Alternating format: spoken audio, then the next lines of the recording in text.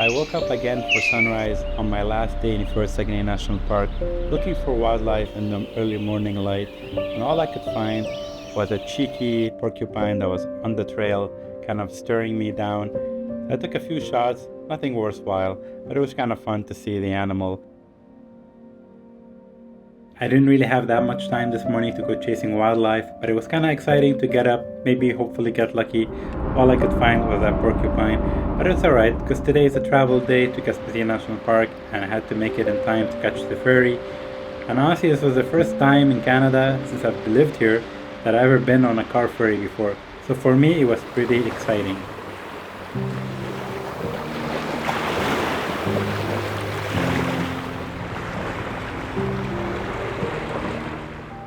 And the day was kind of unique. It was misty over the river, which made for an ominous arrival of the ferry.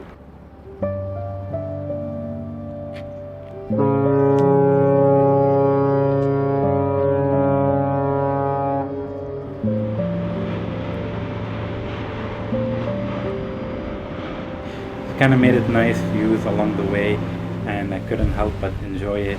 Had a quick breakfast and a coffee on the ship, which was quite nice because it was like about an hour ride. So that killed some time. I enjoyed some downtime. I think the beauty of a ferry is that you don't have to drive and you can just park up and enjoy being a passenger for once rather than driving the distance. So yeah, that was fun for me, and on to Gaspesie National Park. Upon arrival to Gaspesie National Park, I got the camp set up and straight into a downpour, which wasn't fun, kind of setting up my tent in the downpour. But hey, the weather here in the mountains can be pretty unpredictable.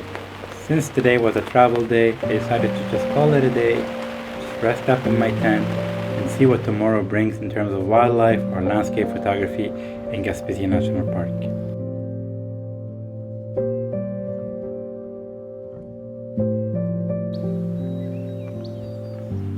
Well, hello everyone. Today is my first day here that I'm out taking pictures in Gaspesie National Park. The last time I was here in this park was a couple of years back now.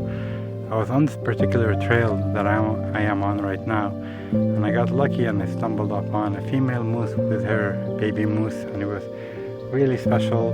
And I didn't have as good of a gear as I do now for wildlife, so definitely I thought today I have about 4 hours of daylight left before sunset. The light's kind of hazy, it's clouded over, and it seems perfect for wildlife, but not so much maybe landscape.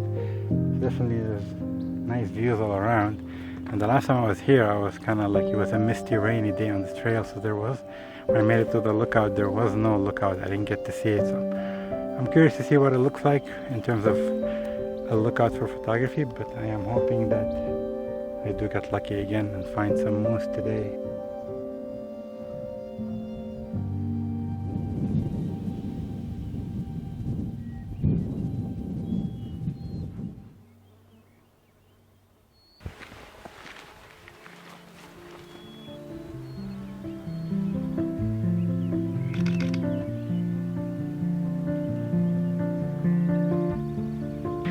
For the mother and her cub, and they're just feeding right there. And yeah, hopefully they come a bit closer and get some close-up shots of them with the 400 2.8. But I'm excited, man. I'm excited to do some portraits of moose with this lens. I've been dreaming about doing pictures like this. It's happening today.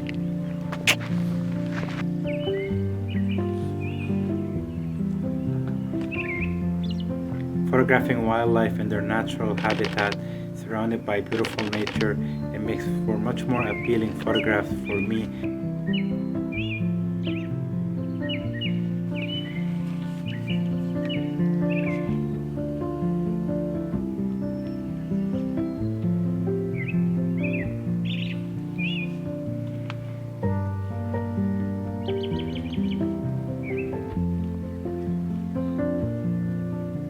Stay tuned for future videos from this park where I'll be also chasing wildlife, trying to improve on the pictures that I got and try to get an even better pictures in different conditions.